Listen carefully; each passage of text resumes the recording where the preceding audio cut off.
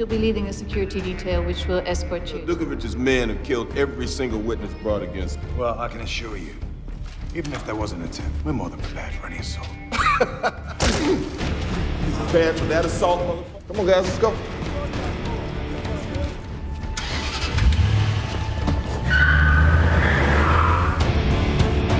Take contact with me.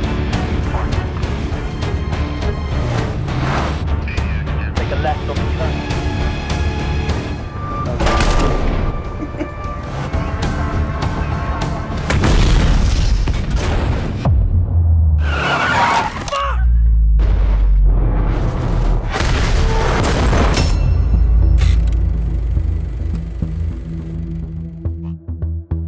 Halo guys, selamat datang kembali di Rasinema.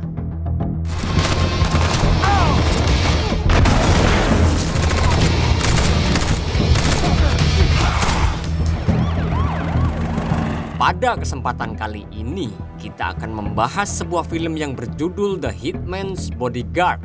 Thank you, Professor Asimov. Your Honor, I request that this entire testimony be disregarded without any... Film ini menceritakan tentang seorang bodyguard elit yang mendapat tugas untuk mengawal seorang penjunuh bayaran terkenal. Karena penjunuh bayaran ini adalah saksi kunci dalam pengadilan melawan seorang diktator kujam di Belarus. Tanpa basa-basi lagi, langsung saja kita simak alur ceritanya. Сзади Интерпол, убирайте!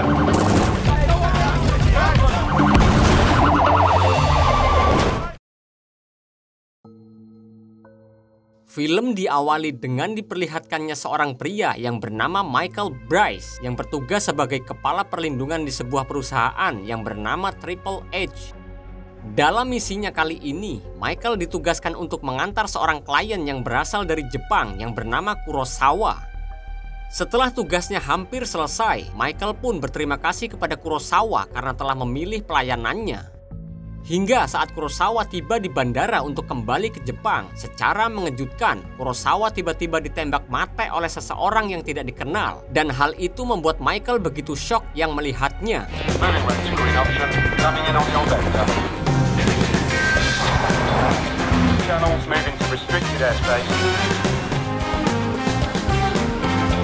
Michael-san, domo arigato.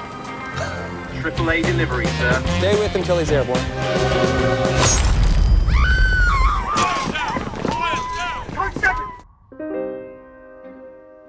Tanpa diduga, kejadian itu terus-menerus menghantui Michael. Bahkan saat Michael akan menjemput kliennya saat ini yang bernama Seifert, Michael terus terbayang dengan kejadian tersebut.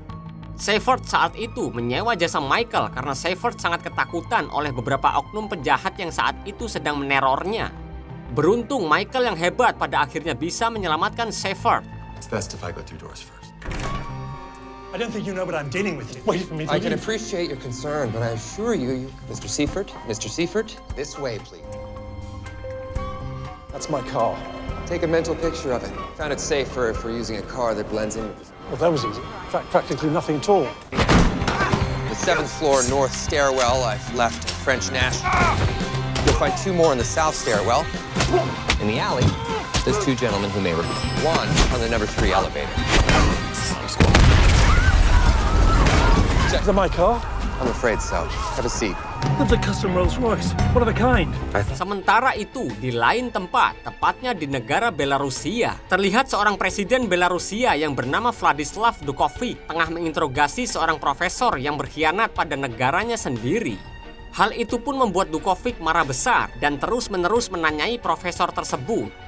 Karena profesor itu terus menyangkal, profesor itu dikurung dan disiksa selama 3 tahun.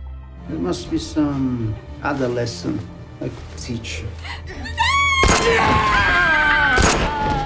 There's nothing more important than a good education.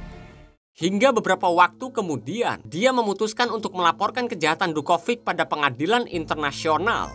Pengadilan yang menerima laporan dari profesor tidak bisa langsung menuntut Dukovic karena tidak adanya saksi. Mereka membutuhkan banyak sekali bukti untuk menjerat Dukovic yang menyatakan kalau Dukovic benar-benar bersalah. Thank you, Professor Asimov.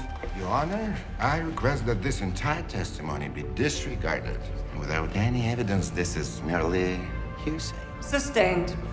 The trial of former Belarusian President Vladislav Dukovich continued emotional testimony from many of his country's victims. Demi membuktikan kalau Dukovic memang benar-benar bersalah, agen Interpol memutuskan pergi ke Manchester untuk bertemu dengan seorang penjunuh bayaran yang bernama Darius Kincaid. Di situ mereka bernegosiasi dengan sang pengacara Kincaid kalau Kincaid akan bersaksi terhadap kesalahan Dukovic. Mendengar perintah tersebut, Kincaid bersedia menjadi saksi kekujaman Dukovic asal istrinya yang bernama Sonia Kincaid yang dipenjara saat ini dibebaskan setelah Kincaid bersaksi di pengadilan internasional. Dengan keputusan tersebut, Kincaid segera dikirim menuju tempat pengadilan yang berada di Den Haag.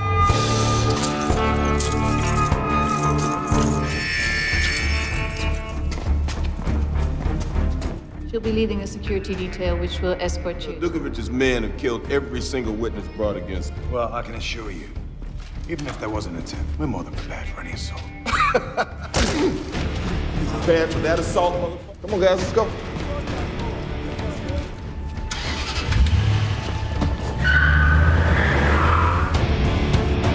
Take the lead. Take a left on the turn. How's that nose of yours? Lots of great views from all those windows.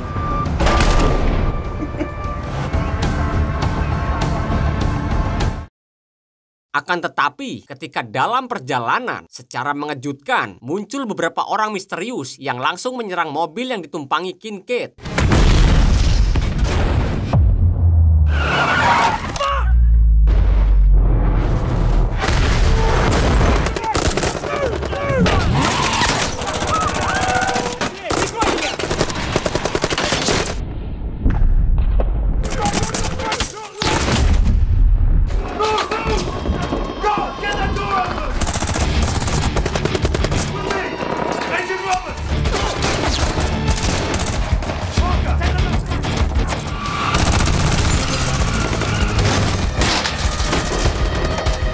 Orang-orang misterius ini ingin Kincaid mati agar dia tidak bisa bersaksi atas kesalahan Dukovic. Dalam kejadian tersebut, beberapa agen Interpol mati.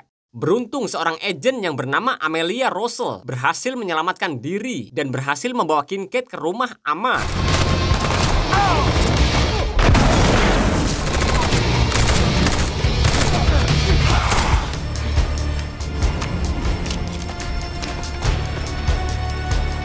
Show me your hands! Bitch, please! Either you shoot me or watch me bleed out.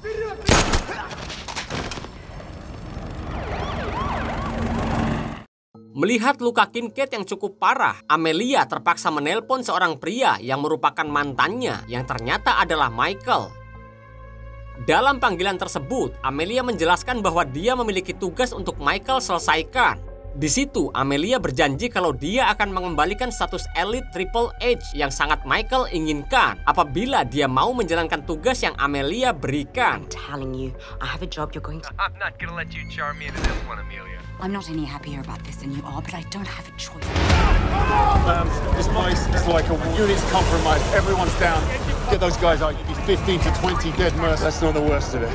Well, thank God I do. Kincaid is gone. Coventry, every available agent. Report back to me with any updates. No, Michael, you don't expose you and your work to Interpol. I told you, there are too many agencies involved. Meski awalnya Michael menolak, pada akhirnya Michael mau menerima tugas dari Amelia dan langsung bergegas pergi ke lokasi. Kemudian, Kincaid yang terluka akibat peristiwa penyerangan sebelumnya, dia berusaha mengobati lukanya sendiri sembari menelpon Sonia yang merupakan tahanan dalam penjagaan maksimum. Karena kesal terhadap Kincaid yang menyebabkan dirinya masuk ke dalam penjara, Sonia langsung memarahi Kincaid. What do you want, you fucking idiot? I just want to hear your voice. You heard my voice. So that they can get the Unisariat! How you doing? Made a shank yet? What for? It's prison, baby. You got A Dutch prison, Darius. Oh, you got a view at least? A whole lot of horny Dutch buildings. Like, that's what I need right now. White space and flowers. What's our anniversary? Mendengar ocehan dari Sonia, Kincaid pun meminta maaf dan berjanji kalau suatu hari nanti dia akan membebaskan Sonia dari dalam penjara. Darius, is something wrong? Not a fucking thing.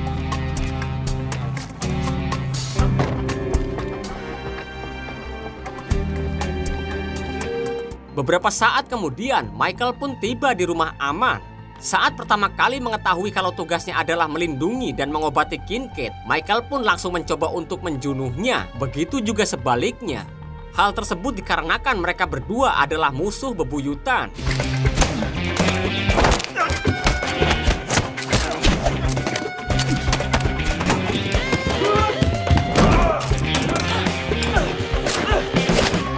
So how long I've been waiting for this?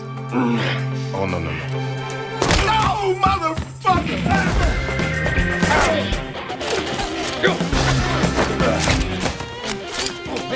Dumbass like you, smart enough to...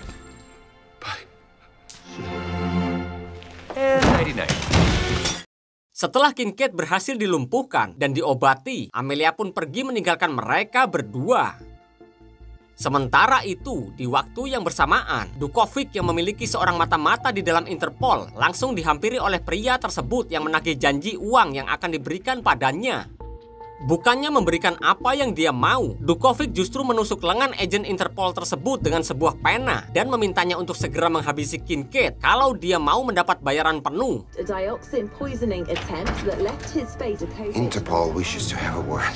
To produce.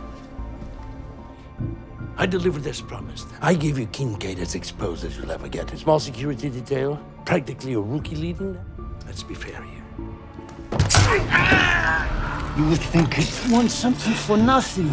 We would skin you like a cat. I work all my life.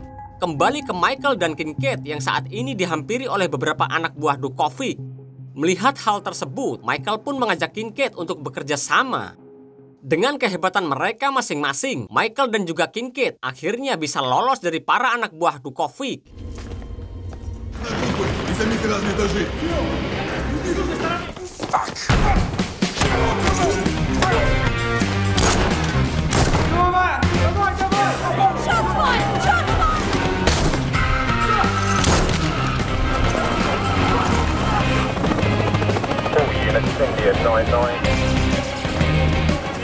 Они идут на крышу!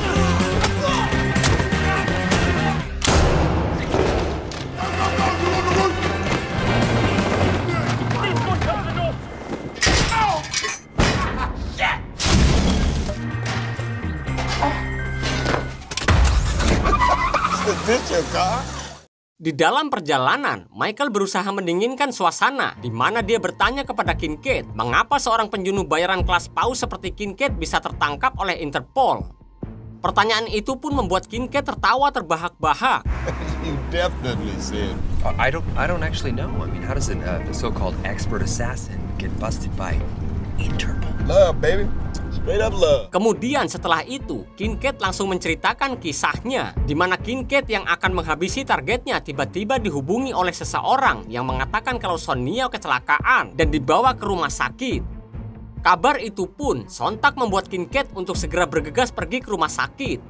Namun sesampainya di sana, secara mengejutkan, dua lusin agen Interpol langsung menodongkan senjata padanya. Played by the heart. Two dozen agents waiting for him. Setelah menjelaskan alasan dia bisa tertangkap, Kincaid menceritakan di mana dia beberapa kali berniat untuk menghabisi Michael yang kini justru menjadi partnernya. Oleh karena hal itu, membuat Kincaid tertawa seakan-akan dia tidak percaya dengan kejadian yang terjadi. Didn't require a band-aid, you got lucky. Just as I took the shot. You're lucky, motherfucker. Fuck. Fucking proud. Sesaat kemudian, Kincaid meminta izin pada Michael untuk buang air kecil sejenak. Tanpa diduga, itu semua hanyalah rencana awal dari Kincaid yang berniat untuk kabur melarikan diri. I gotta piss. Use that. Timeline's not built for another break. Plus, I need every drop of this shit. Pull the fucking car over. It's a lot easier without these cuffs or this fucking Hey, asshole! Beruntung, Michael yang menyadari hal itu berhasil memergoki aksi Kincaid dan langsung menodongkan senjata ke kepalanya. Namun tidak lama kemudian, tiba-tiba muncul para anak buah Dukovic yang langsung menyerang mereka berdua. Where the hell did that come from? Ah, this is what happens. Give me a gun. I got this. I got this. When you mess up perfectly late. There's more than one. Perfect deduction, sir. Draw their fire so I can take a look. Okay, 3 shoots in a row, all lit up. So what do you want to do? So here's the plan. 11 o'clock, I'll take 1. Let's see who gets to 12. Ready? 1. I said on 3. Shot early. Yeah. Well, Setelah mengalahkan para anak buah Dukovic, mereka pun kembali melanjutkan perjalanan. Di situ, Kincaid menceritakan kisahnya ketika pertama kali bertemu dengan Sonia. Pada saat itu, Kincaid yang sedang beristirahat di sebuah bar, tiba-tiba melihat seorang wanita yang dengan gagahnya menghajar beberapa pria yang berusaha mengganggunya. Some dude kidnapped the wrong dude's daughter, sitting there chilling. When I noticed this waitress leashed the most amazing, sometimes I feel my heart violence and beauty. Got to let you know what you do, or is someone love.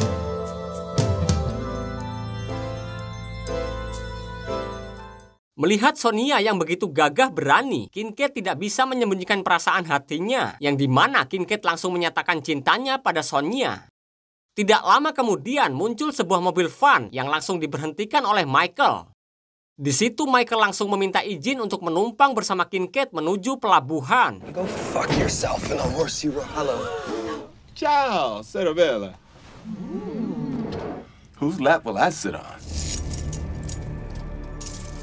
Я нашел телефон. Вэн пишет, что Кинкейд все еще жив.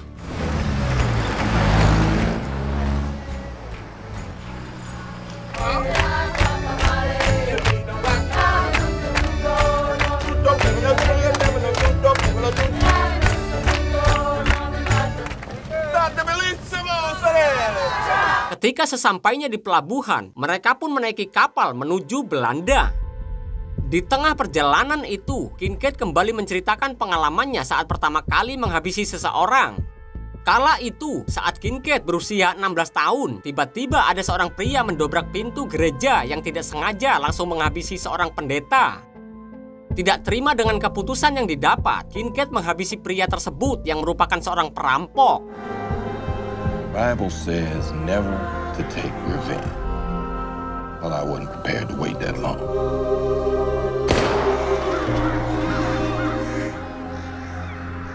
Moral compass gets around to pointing at me, you'll be pointing at one of the good guys. Setelah itu, mereka berdua akhirnya tiba di tempat tinggal Michael. Di situ, Kincaid meminta izin pada Michael untuk menggunakan fasilitas di rumahnya. Ain't no love of the city. When's the last time you paid rent on this safe house? To get my gear. Problem is, obviously there's a Hetzker alarm system. I can just...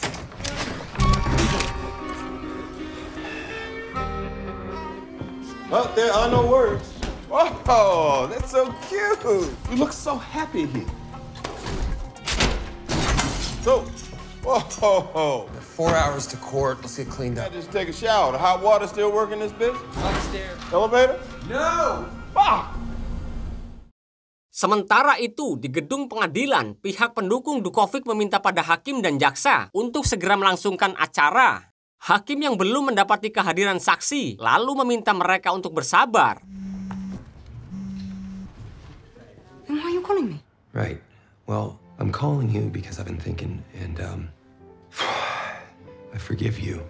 Feels good to say that. I forgive you, Amelia. Are you fucking kidding me? What? And forgive me for what? What? There's nothing to forgive. No. Look, I thought that. Kembali ke kediaman Michael. Ketika Michael sudah bersiap-siap, ternyata lagi dan lagi dia kehilangan Kincaid yang saat itu nekat keluar untuk membeli bunga. Tanpa Kincaid sadari, beberapa anak buah Dukovic telah standby berniat untuk menjunuhnya. Beruntung Michael yang menyadari keberadaan musuh, dia berhasil menyelamatkan Kincaid.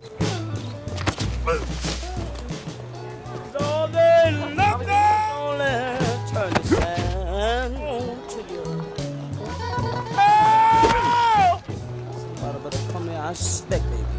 Ternyata Kincaid membeli bunga dan membawa bunga tersebut hanya untuk diberikan pada Sonya yang dia letakkan pada gedung jam. Saat Michael dan Kincaid bertemu, tiba-tiba Kincaid mengatakan suatu hal yang membuat Michael kecewa. Ternyata Kincaid lah yang sebenarnya menghabisi Kurosawa karena Kurosawa memiliki nilai bayaran yang sangat fantastis. Karena fakta tersebut, Michael pun memutuskan untuk berpisah dan tidak lagi melindungi Kincaid. I was at the airport for another target. I spotted him by. For me, him, not so much. Double my money on that corrupt Asian motherfucker rear. 300 meters, pow! Shot I made in mine. Something funny? Do you think that I will? Saat Michael sedang menggerutu, tiba-tiba beberapa anak buah Dukovic muncul dan menembaki Kincaid.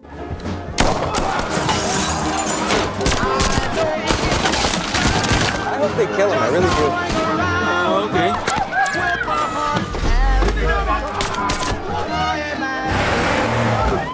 Awalnya memang Michael tidak peduli dengan kondisi Kincaid yang terdesak. Tetapi setelah melihat banyak sekali orang yang ingin membunuhnya, akhirnya Michael terpaksa membantu Kincaid.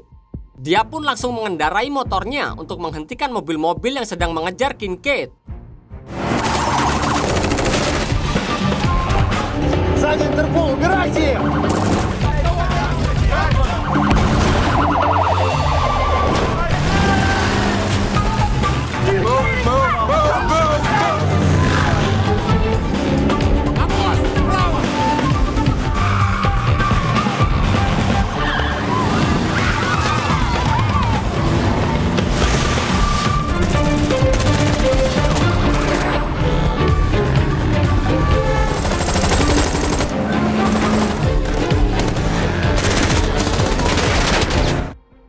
Sayangnya, meski Michael berhasil menyelamatkan Kincaid dari kejaran mereka berdua, Michael harus tertangkap dan dibawa ke sebuah ruangan yang sangat gelap. Dan di sana Michael diberi pertanyaan terkait di mana keberadaan Kincaid.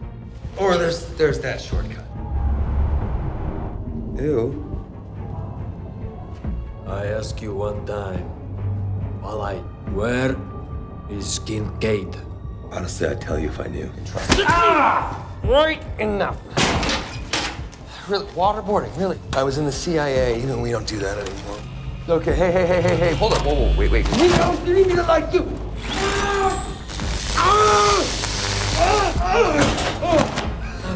I really don't like you. Karena dirinya terus disiksa, Michael yang tidak kuat menahan siksaan, dia pun membocorkan tentang keberadaan Kincaid yang berada tepat di belakang mereka. Hingga tanpa butuh waktu lama, Kincaid berhasil menyelamatkan Michael.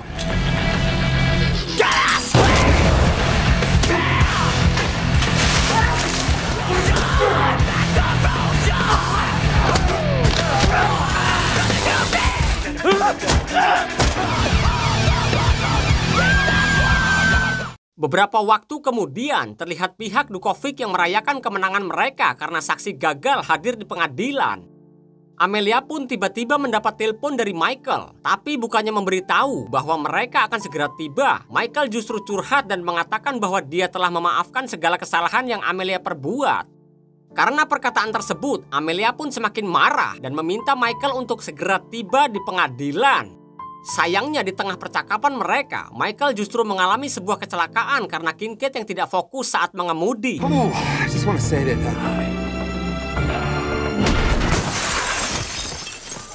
What happened to the seatbelt rule? Jesus Christ! Atas kejadian tersebut, sebagian anak buah Dukovic berhasil menemukan mereka dan menembaki Michael yang berada di luar mobil. Merasa tidak mungkin bisa untuk menyelamatkannya, dengan terpaksa Kincaid memutuskan untuk meninggalkan Michael.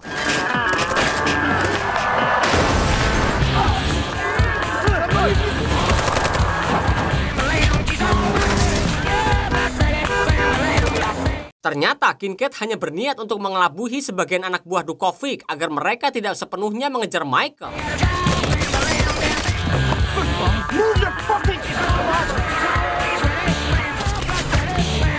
Tidak lama dari itu, Amelia menghubungi ponsel Michael yang tertinggal di dalam mobil Kincaid. Dalam panggilan tersebut, Kincaid menjelaskan kalau mereka sedang berada di dalam perjalanan menuju gedung pengadilan. Amelia yang mengetahui kalau Kincaid dan juga Michael sedang berhadapan dengan para anak buah Dukovic, Amelia pun menyemangati mereka dan mengatakan kalau dia sangat mencintai Michael.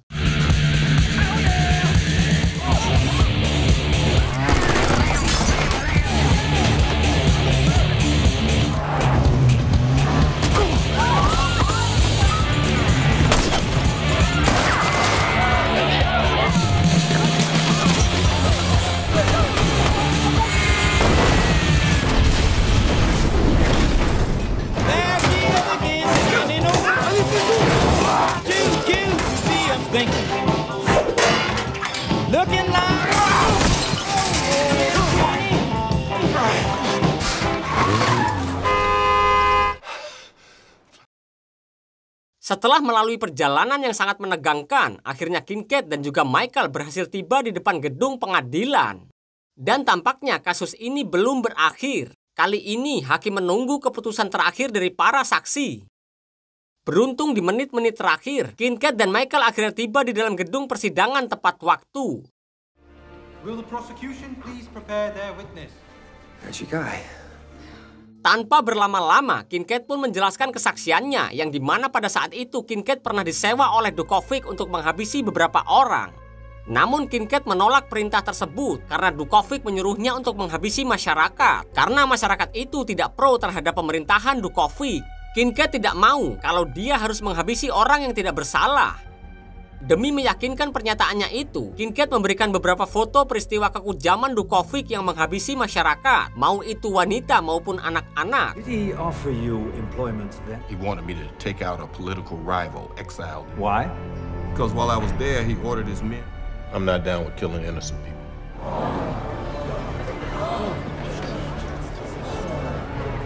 Order! Hal itu pun tentu membuat sang hakim dan para tamu di situ begitu syok. Rupanya fakta tersebut membuat Dukovic begitu kaget dan langsung berdiri serta melakukan pembelaan. Tanpa diduga di samping itu, agen Interpol yang bekerja sama dengan Dukovic segera pergi dari tempat tersebut dan diikuti oleh Amelia. Karena mengetahui kalau Dukovic dan para anak buahnya pasti akan melakukan penyerangan. The Welsh community is attempting to... There's no authority that believes... Give me a phone. Now take my lead!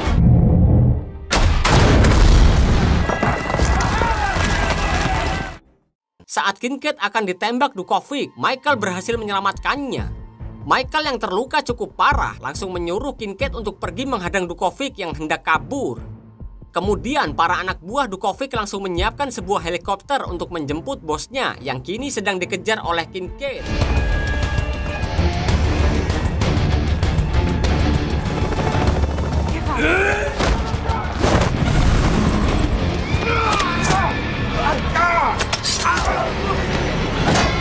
Sementara itu, Amelia yang sudah tahu kalau atasannya itu berkhianat mencoba untuk melawannya.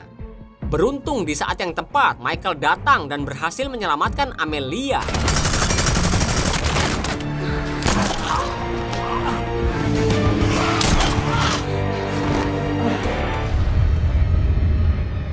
Hingga di waktu yang bersamaan, Kincaid berhasil menembak jatuh helikopter yang akan menjemput Dukovic. Dan tanpa diduga, Kincaid yang emosi karena Dukovic sudah berbuat seenaknya terhadap masyarakat, dia pun langsung menghabisi Dukovic saat itu juga.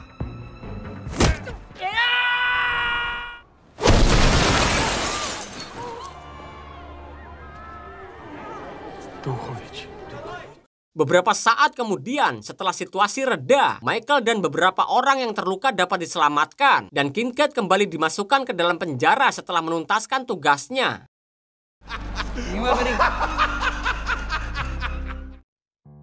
Satu minggu telah berlalu, di mana saat itu tepatnya di hari perayaan pernikahan Kincaid dan juga Sonia. Kincaid berhasil kabur dari dalam penjara dan menemui Sonia yang berada di sebuah bar tempat awal mereka bertemu.